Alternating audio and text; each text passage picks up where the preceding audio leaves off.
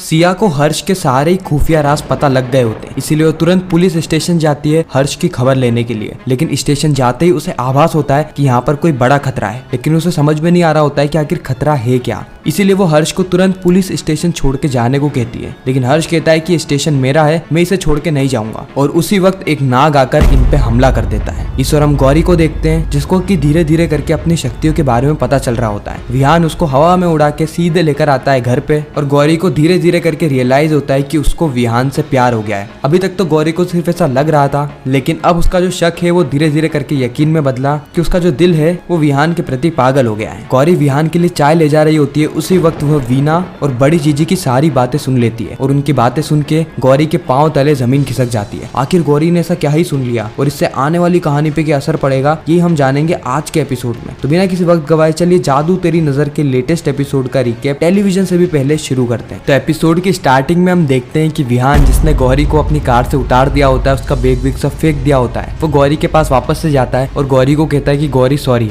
मुझे नहीं पता था कि मुझे अचानक से क्या हो गया, मैंने तुम्हें बीच सड़क पे क्यों उतार दिया। I am really really sorry Gauri, तुम वापस कार में आ जाओ। लेकिन गौरी कार में नहीं आती है। गौरी कहती है कि मेरा भी कोई आत्मसम्मान है, आप जब चाहे तब मुझे कार में बिठा के घर ले जाते हैं, जब चाहे तब मुझे घर से बेघर कर देते हैं। आपको क्या लगता है आप मेरी जिंदगी को कंट्रोल कर रहे हैं? ऐसा नहीं है, मेरी जिंदगी में अगर कुछ बढ़कर है तो वो है मेरा सम्मान। इसलिए गौरी वापस से कार में नहीं बैठती है। फिर हम देखते हैं कि विहान अपनी शक्तियों की मदद से गौरी को हवा में उड़ा के सीधे कार की ओर ले जाता है, लेकिन गौरी के लाख बार कहने के बाद उसे नीचे भी उतार देता है और गौरी से एक बार वो रिक्वेस्ट करता है। अब उसी वक्त विहान को अर्जुन का कॉल भी आ जाता है, और अनफॉर्चुनेटली ये जो कॉल रहता है ये सीधे गाड़ी के अंदर कनेक्टेड रहता है। तो जैसे ही विहान कॉल को उठाता है, अर्जुन बोलना शुरू कर देता है कि भैया मुझे पता है कि आप मुझे लेने इसलिए नहीं आए क्योंकि आपको भाभी की याद आ रही होगी, मुझे पता है कि आपको उनकी हमेशा चिंता होती है और आप अपने दिल की बात उनसे कह नहीं सकते। गौरी ये सारी बातें सुन लेती है। उसी वक्त विहान कहता है कि ये अर्जुन तुम क्या कह रहे हो, और अर्जुन अभी भी विहान के सारे राज खोल रहा होता है। इसीलिए विहान दौड़ा दौड़ा कार में जाता है और कार का स्पीकर को बंद करके कॉल को ही काट देता है। गौरी ये सारी चीजें सुन लेती है, इसलिए उसका दिल पिघल जाता है। वो सोचती है कि विहान अंदर से उसके बारे में अच्छा ही सोचता है, बाहर से भले उसका बर्ताव कैसा भी हो। इसलिए हम देखते हैं कि गौरी कार में बैठ के चलने के लिए तैयार हो जाती है। विहान सबसे पहले तो गौरी को थैंक यू कहता है और गौरी को लेकर सीधे पहुंच जाता है अपने घर। घर पहुंचते ही विहान और गौरी दोनों के ही दिमाग में वो सारे ही पल चल रहे होते हैं कि किस तरीके से गौरी की सौतेली माँ ने उसे घर से बाहर निकाल दिया, रोड पे फेंक दिया, यह कहते हुए कि उसके असली माँ बाप भी उसे रोड पर ही फेंक के गए थे। इतनी ज्यादा पनौती है। यहाँ तक कि गौरी की सौतेली माँ ने गौरी को यह तक कह दिया कि जब उसके ससुराल वाले ही उसे नहीं रख सकते तो उसकी माँ भी उसको घर में नहीं रख सकती। गौरी ने उसकी जवानी बर्बाद कर दी है। उसने जो अपनी जवानी में पैसे कमाए थे और गौरी पर लगाए थे, यह सोचकर कि गौरी जब बड़ी होगी तो उसे पैसे कमा के देगी, लेकिन ऐसा होता ही नहीं है। गौरी का दिल तो पूरी तरीके से टूट ही जाता है, लेकिन विहान को भी यहाँ पर गौरी पे दया आने लगती है। गौरी कहती है कि मुझे किसी की भी दया या आश्वासन की जरूरत नहीं है, लेकिन मैं नहीं चाहती कि आप यह बात किसी को भी बताएं कि मैं अनाथ हूँ। मेरे असली माँ बाप मुझे छोड़ के चले गए थे। गलतियां तब सुधारी जाती है जब आपको गलती का एहसास हो, लेकिन मुझे तो ये भी नहीं पता कि मेरे माँ बाप मुझे छोड़कर ही क्यों गए थे। विहान यहाँ पे गौरी की सारी परेशानियों को महसूस कर रहा होता है, क्योंकि कहीं ना कहीं उसकी भी उसकी माँ के साथ ऐसा ही रिश्ता रहा है। उसकी माँ भी उसको छोड़कर चली गई थी और उसे अभी तक नहीं पता कि आखिर ऐसा क्यों। विहान गौरी को कहता है कि नहीं गौरी,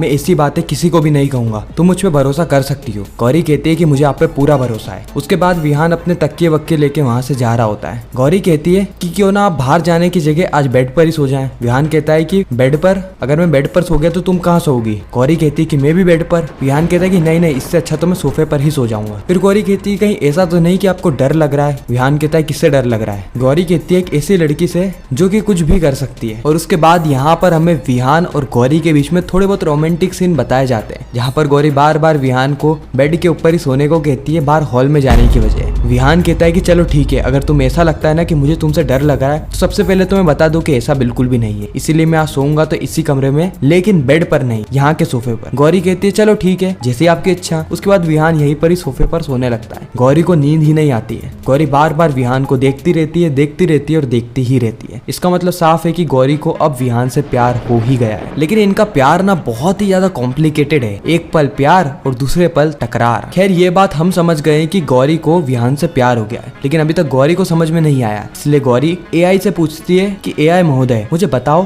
कि क्या मुझे किसी से प्यार हो गया है? तो एआई उसे कुछ सजेशन देता है कि सबसे पहले तो आपको उस व्यक्ति के पास में जाना होगा जिस पर आपको प्यार का एहसास होता है, और अगर उसके पास जाने के बाद आपकी दिल की धड़कनें बहुत ज्यादा ऊपर नीचे होने लगती है, आप घबरा जाते हैं, आपको कुछ सुनाई नहीं देता, तो इसका मतलब साफ है कि आपको उस व्यक्ति से प्यार हो गया है। गौरी बिल्कुल वैसा ही करती है और शॉकिंगली रिजल्ट भी बिल्कुल वही निकलते हैं जो कि एआई ने कहा था। यानी गौरी जैसे ही विहान के पास में जाती है उसके दिल की धड़कन ऊपर नीचे होने लगती है, जिससे कि गौरी समझ जाती है कि वह अब प्यार के चक्कर में पड़ चुकी है, वो भी विहान के प्यार में। और इस ओर हम विहान को देखते हैं जिसकी आंखें वापस से ब्लैक हो जाती है। अगर विहान की शक्तियां काली हमें दिखाई दे रही है, इसका मतलब ये है कि डायन का साया उस पर हावी पड़ रहा है। और यही डायन का साया कहीं ना कहीं गौरी के लिए, उसके लिए और पूरे परिवार के लिए बहुत ज्यादा घातक है, क्योंकि अगर एक बार पूरे ही डायन का साया उस पर भारी पड़ जाता है तो वो फिर विहान रहेगा ही नहीं, उसके अंदर से विहान की मौत हो जाएगी और बचेगा तो वह सिर्फ और सिर्फ दावंश राज, डायन का बेटा, डायन का अंश। इस और हम अर्जुन को देखते हैं जो कि हर्ष को कह रहा होता है, ये विहान भैया कोई देखो,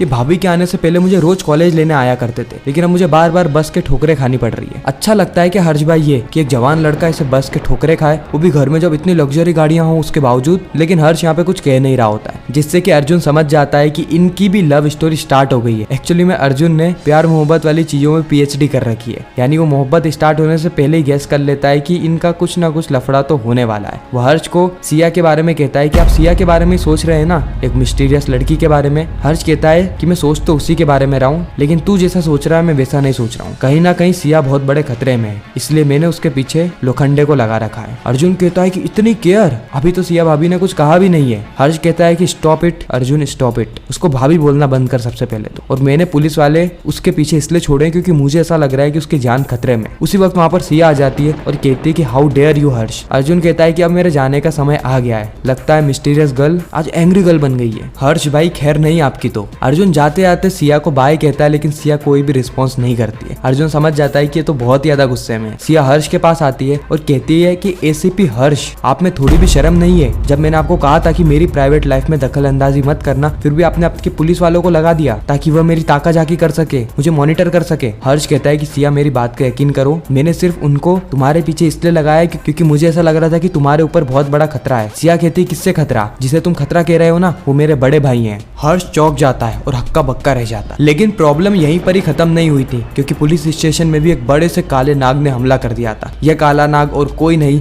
बल्कि सिया का बड़ा भाई है। और आज पहली बार ऐसा होगा जहां पर सिया अपने प्यार को बचाने के लिए अपने भाई से लड़ बैठेगी, और कुछ ऐसा होगा जो जानकर आप हैरान हो जाओगे। तो ये पूरी कहानी हमें जानने को मिलेगी जादू तेरी नजर के आने वाले एपिसोड में। बाकी आपको इस एपिसोड का रिकेप कैसा लगा कमेंट सेक्शन में जरूर बताना, और आप जादू तेरी नजर के अलावा और कौन कौन से टीवी शोज के रिकेप टेलीविजन से भी पहले देखना चाहते हैं वो भी कमेंट करना, ताकि हम आपके लिए टेलीविजन से भी पहले रिकेप लेकर आ सके। और आपकी जो भी डिमांड है कमेंट सेक्शन में आप रख सकते। तो चलो मैं मिलता हूँ आप सभी से किसी नेक्स्ट इंटरेस्टिंग वीडियो में, चाहे वो जादू तेरी नजर का हो या कोई और इंडियन टेलीविजन के शोज का। जब तक के लिए गुड बाय।